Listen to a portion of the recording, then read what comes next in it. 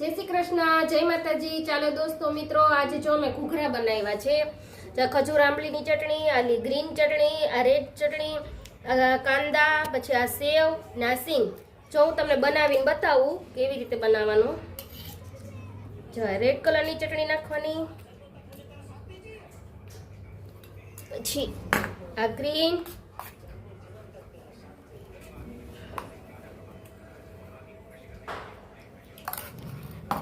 પછી ખજૂર આંબલીની ચટણી છે, પછી કાંદા,